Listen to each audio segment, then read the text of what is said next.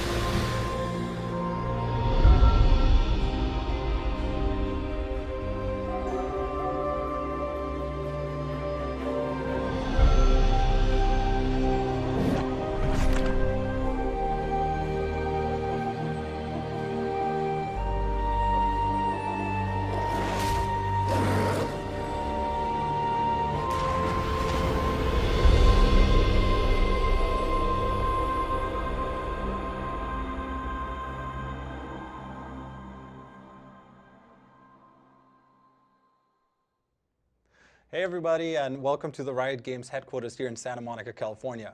My name is Alex Lehman. I'm the senior animator on the updated Summoner's Rift project, and my summoner name is Riot Captain Alex. Hey guys, my name is Richard Liu, aka Riot Gnome, and I'm the game designer on the project. Yeah, and I'm gonna be here representing the art side of a bigger team that has been working on the updated Summoner's Rift. And I'll be representing game design. So for the next 30 minutes, we want to field your questions. We collected some questions already from Twitter, and please feel free to just write your questions in the chat. We have people writing them down for us, and we're going to read them off the monitor. And while we're waiting for the first questions to come in, I wanted to give you guys a visual tour around the map, and also explain how we went about updating the Summoner's Rift. We had 4 tenets of updating the map, to a more recent look. The first one was readability and clarity. That was really important for us, that it's easier to read a team fight and understand where you are at any given moment in a game. Second one was visual fidelity. We wanted to make sure that the map is actually representing the game that we all love, that every wall has the correct thickness, and Richard will talk hopefully more about that later. Third, gameplay. Not only did we want to keep the gameplay the same on parity, but we wanted to use this time to actually update the gameplay in very few tenets, and you will talk about Baron and Dragon a little bit. Yeah. And finally, thematic cohesion. Especially from the art side, we felt this was a great chance to bring the Summoner's Rift onto a foresty mountaintop environment and really make it feel like this is a forest. Right, it has to belong somewhere. Exactly. So let's look at the map, and just mind you, this is all work in progress. The first thing we're going to look at here is the blue base, and there's the spawn at the spawn platform. We see it has more blocky shapes. Those are paladin-like structures. We use the stag as a symbol for this area. And then on the other hand, we have the red base, which uses more rounder shapes, mage-like structures. You will see staffs and scrolls, hopefully also more floating elements. And that should really distinguish those two bases from one another. And then we'll find, in the jungle, we'll find a focal point, which is Baron Nashor. This is where everything starts. We see not only Baron, but we see these cracks that emit from there, which kind of cause the north and the west part of the jungle to be more destroyed and have like these cracks go through them. The north part of the jungle has hints of red. We see red fallen trees. It points towards our new red brambleback, which is the red buff. And hopefully we'll talk a little bit more about that. And then you go to the east side, where you will clearly see bluish tones. Again, we're in blue buff area. You'll see a light rain and these blue stones that hopefully at any given time tell you, okay, I'm in the east part of the jungle. Less destruction as well. Now, if we go south, we're going to come to the most overgrown part of the map. This is furthest away from where Baron erupted and the cracks are. So this is what we as an art team always imagined Summoner's Rift would look like if Baron had never been on this map. And there are also hints of red, of course. And then finally, if we go to the east side, it's a very rocky shapes. There are hints of blue that again point towards blue buff, but in this case there's more destruction to tell you you're in the east part of the jungle rather than on the in the west part of the jungle rather than the east part. Right. And really the goal here from a gameplay standpoint is that when you look at the map, right, even if you're unfamiliar with the specifics of the terrain, of the gameplay there, you know from a very quick glance exactly where you are based on that orientation. And that's sort of the goal there. And without further ado, let's go right into questions that you guys have asked. Exactly. So the first question for you, John Exka asked, will the jungle spawn be a little late because of the new spawn animation, or is it still in sync? So luckily we actually just got to see blue buff spawn there. And those of you who are, kind of astute, observers have probably noticed in the trailer that when certain mobs spawn, you see a little flash, right? And that really is the ceremony that we want to have show players like, hey, this monster is now targetable. So to answer the question very directly, right, blue buff is still going to spawn at 155. All of the monsters will spawn at the correct times. Instead, the animation will actually pre-roll before, so you kind of get a better idea of anticipation. Yeah, right. I mean, ideally, it helps you just to attack right at the right moment. Right. For a silver player like me, this might actually make the difference between do I get this guy in time or So not? the idea here is, you want to get your eyes on the game and not a timer. Right. The next question, it comes from Level Pulse. What made you update the map after such a long time? Well, I mean, League of Legends is an evolutionary game. As you can see, Karthus view we just put out, Karthus doesn't look like he looked like 5 years ago when we started putting out League of Legends. For us, League of Legends is an esport. It's something you play with your friends. It's a game you have fun with for many, many years. And it was time for us to clean up the gameplay, make it more readable, and hopefully update the visuals to something that the players will like. Yeah, absolutely. So Namarax wants to know, since there are less polygons on the new Summoner's Rift, according to a Reddit post I saw, does that mean better performance on lower end PCs? Well, if you're the proud owner of a toaster, we're happy to happy to say that we really hope that yes, it's going to be it's going to perform very well. And we really built the map with lower end PCs in mind. And performance is absolutely, one of our top priorities. We want to make sure that if you can play Summoner's Rift right now, you'll still be able to play it. And we're shooting for as much performance parity as we can before we go to live. Yes. So TB Skin, old SR had torches, signs, and looked a bit more like a constructed arena. Why the shift to an untamed nature aesthetic? Well, we, on the one hand, we wanted to keep the old spirit of Summoner's Rift, but as I said, one of the tenets was thematic cohesion. And we looked at some of the camps and we really felt they don't belong there. Wraith felt more like they belonged to Twisted Treeline. Right. Blue Buff had some soup that he was cooking up. It was about time that we actually brought this onto the Summoner's Rift and really thought about what that meant. Yeah. And we decided on this mountaintop environment that looked like a forest, lush and wild, and then Baron that is living in this environment. So that was the goal, why we wanted to visually update it, and then all the gameplay aspects that came to it. Yeah, and we really wanted things to make sense, right? Alex, during development, you always talked about how we didn't want it to look like, monsters waiting at a bus stop, right? That was always the term you used. And we really tried to make sure that everything felt like it belonged there. Yeah, like especially as an animator, it bugged me for years that you could walk up to wolves and you can stand next to dragon and they don't even notice you, they don't look at you. And this gave us the great chance of making creatures feel more interactive and like they belong into that environment and are not cooking soup. Yeah.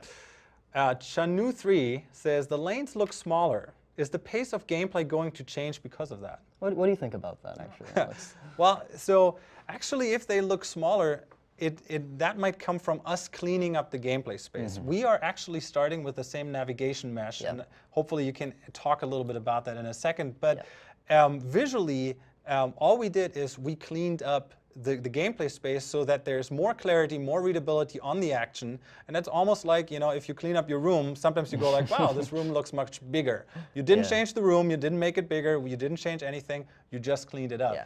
And you know, a sort of related question, right, is did we actually change anything about, you know, the gameplay in terms of the map, right? And outside of Baron and Dragon, when we look at, say, the walls, right, what we actually did wasn't change how thick or narrow the walls were. Instead, we made them match up to what the gameplay was. So what I mean by this is, like, there's this concept called glass walling, right, where you can see this really readily on live, Summer's Rift, especially in the base wall. So if you try to walk really close to the base walls, you'll notice, like, before you actually touch it, you'll be stopped because, in fact, the gameplay part of the navigation doesn't match the visuals, right? So what we did for the update to Summer's Rift was make sure that for as much as possible, where the wall is visually is also where the gameplay is.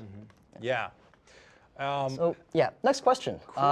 Lol Snack Attack wants to know, will new animations be visible to indicate things like dragon spawning, even for someone behind Dragon Wall? Well, you know, I was very invested in spawn animations, but this is a gameplay question. This is absolutely a gameplay question, right? And the answer is no. We wanted to make sure, again, that these don't impact gameplay as much as possible, which means that if you don't have visibility of Dragon or Baron or whatever is spawning, you won't have visibility of the spawn animation itself. Exactly, and with that comes a question from Fifi Fofum. Will the animation of monsters like Dragon Blue Buff happen every time you approach them? And the answer is no. Like, this is a spawn animation, especially the ones that you guys saw in the videos. That's the time at the spawn, so 2:30 a Dragon. If you want to see it, that's when you should be there, or you should like set your timer after you kill Dragon. It's clearly there to tell people when the next attack can follow. But on the other hand, if you just pass by Dragon and you miss the spawn animation, you know, don't worry. There will be a really cool change in animation because we also added proximity animations. We made it so that creatures are now reacting to you. You know, wolves might be sleeping. Blue Buff actually almost shuts down. He's just like folding together into like a little small rock. And the moment you approach, they burst out and react to you. They will look at you and it will hopefully feel way more interactive and like a live environment. And to caveat this, right, all of these are actually client side, so if you're Evelyn and you're invisible, no, the opponent won't see that you're actually sitting right beside Dragon behind them, right? Yeah, the visibility is still really important. So here's another question from Edge of the North. Will the changes to Baron and Dragon make the boss fight harder or simply more interactive? That is absolutely a question That for is you. actually a really good question because, you know, it depends what you mean by hard, right? Baron on live is kind of defined by this one spell called Wrath of the Ancients, and this is the big acid rain that we're all kind of familiar with, right? He kind of does a lot of damage, shreds armor and armor, and whether or not he casts it, because it's actually completely random, will determine, you know, maybe the outcome of the ensuing team fight. And that's something that we really don't want because, you know, when you have tournaments, when you have like a cash tournament on the line, right? You don't want whether or not he casts a spell to really determine whether or not you potentially win the game. So the question is like whether it's harder or more interactive. Well, we definitely wanted to make it more interactive, but whether it's actually harder is going to be entirely up to the live balance team. But what we did want to do was make it more predictable. We wanted to make it more sort of consistent, right? Because if you fight Baron 10 times, you shouldn't maybe die 2 or 3 out of those times, right? You should kind of understand, know what you're going into. Right? And maybe you can talk a little bit about the pattern that we now use on the Baron fight. So instead of having Baron cast completely random spells like he does on live, right? Because literally it's completely random. Instead, we have a sequence for him. So he'll do 3 auto attacks or basic attacks, and then he'll do a spell. And then he'll do 3 auto attacks, and then a spell. And those spells that he casts are actually completely in sequence as well. So he'll do ABC, ABC, ABC instead of, you know, completely randomly. Yeah, and hopefully that will clean up the fight, make it a little bit easier, and also feel more epic. I mean, when we started out, I was really like, guys, what can we do to make this visually, hopefully, more epic? And he's way bigger, as you guys can see. Here's a good question from Mint DX. Does the update affect last hitting? You know, that's a really good question. I think that's going to depend on, you know, you, right? Some players have so far said that it helps a lot. Some players have said it's slightly worse. But we've generally hoped that, you know, the people who do say it's slightly worse, it's more of an adjustment thing. Yes. And we're definitely going to be keeping a very, very close eye on this because, you know, of course, gameplay and clarity, right? Those are our 2 two of our big tenets for this maps, and we want to make sure that, if anything, it's easier to hit last hit. Right, and I think in general, it doesn't take a year to make a map. So that we could do that much faster. It does take more than a year to make the map. The map, and right. part of that was, going through these iterations over and over again, like affecting last hitting, making adjustments to the animations, a frame earlier, a frame later. And what we did do is we made it more consistent. We actually looked at the attacks, for instance, on minions in the current SR, and we found some discrepancies in the code. We got rid of those. We made sure that they hit at the same time, that when the particle is actually firing at you, it's always at the same time. So it was all there to improve clarity, make sure that people are now more predictable fighting against minions, and especially when it comes to something like blue buff and smiting, that might make the difference between winning or losing a fight. Yep. Next question. Next question. All right. Mr. Gyrus Laud says, from the preview, it looks much bigger than the map now. Will the size of the map change? Well, I mean, we mentioned it briefly. We cleaned up the space, so the size itself won't change. But in the nav mesh, the navigation mesh on which you run around, is exactly the same. Right. Mario Hunter has a fun question. Will there be any Easter eggs on the map? Oh boy. So yes, there's going to be a lot of Easter eggs. Some of them will be probably very, very difficult to find. Hopefully, I don't know. You guys find stuff really quickly, but there's going to be a lot of Easter eggs. They're going to be absolutely crazy, and I think that's all we really want to say now. Ducks. What? Next question. Yeah, next question. That is a really important question from Oliver Twix F. Summoner's Rift looks nice, but it seems dark. Are you guys working on that? Good question. So, yes, number one, this is exactly why we put this out. We want to get early feedback, and your feedback is really important, and we are starting to react to the feedback right now. But I wanted to explain a little bit why the impression of darkness might come. Because what we did to improve clarity and the readability is we created a visual hierarchy as the R team.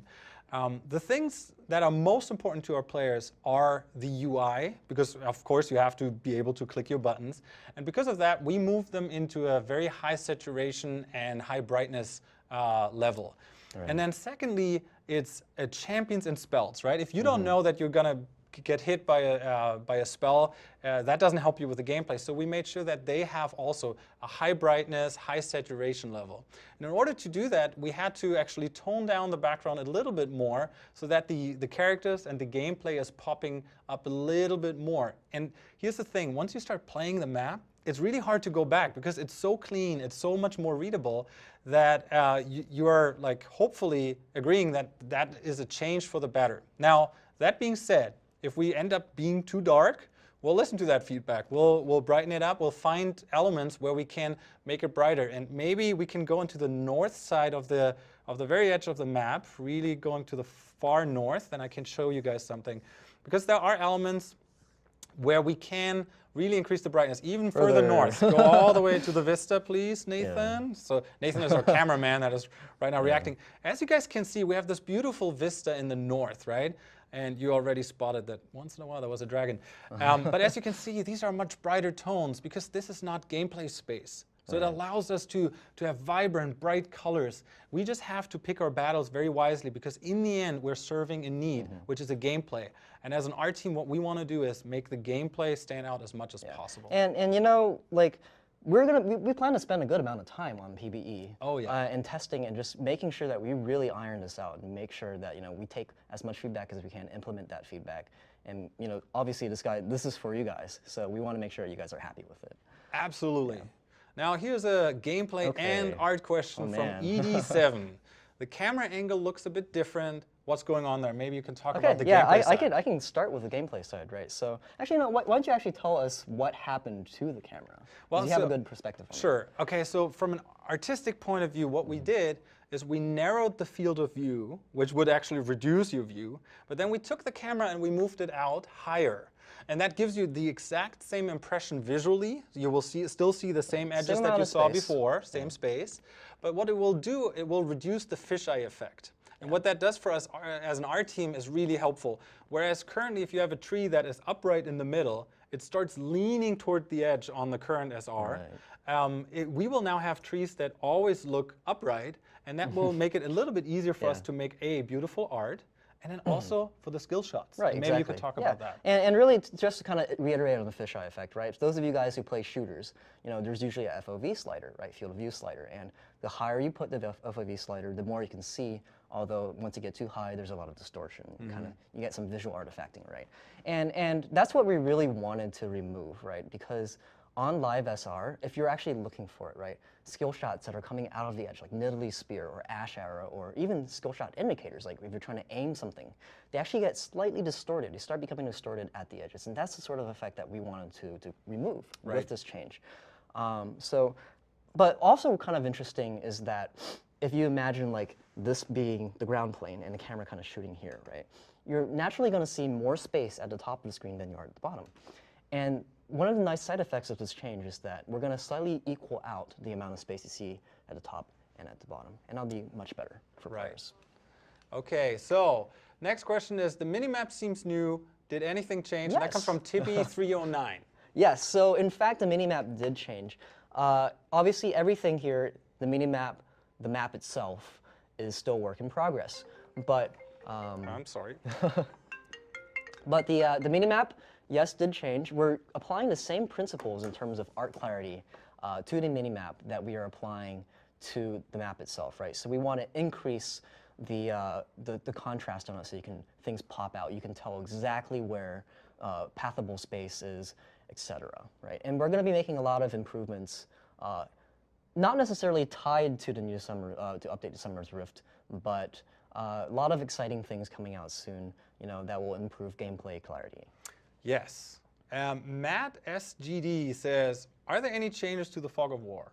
So, really great question. Yeah, good eye. There are actually some changes, some very subtle changes to the Fog of War. Alex, can you talk a bit about that, actually? Yeah, I mean, we looked at it as from a visual point, and we wanted to clearly distinct where Fog of War is and where it isn't. We looked at the old map, and from a technical point of view, the resolution on the Fog of War was really low. It's very poor. We, I think, quadrupled that at least to have a better, finer resolution on that. But also, we wanted to, on the one hand, find a hard line that tells you this is the Fog of War, but then also give a nicer little gradient that kind of just, like if you see a screenshot of it, looks nice. Right, exactly. So if you look on live, actually, the way the fog works is pretty interesting, because what you have is like you have clear sight of this, right? It's pretty bright.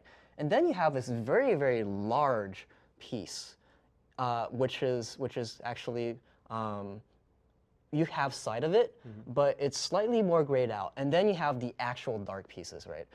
We actually removed a lot of that like 3-step gradient, and we made it a single, much smoother gradient. And you can see this really readily with a champion like Quinn, who, as soon as she uses her, Valor, give me vision thing, you see like, oh wow, there's a really strange looking gradient there. Yeah. So it seems like we're slowly coming to the end, and of course, one of the questions we hear over and over again comes, like in this case, comes from Jordan Apples. Is there a set date for the Summoner's Rift VU to come out?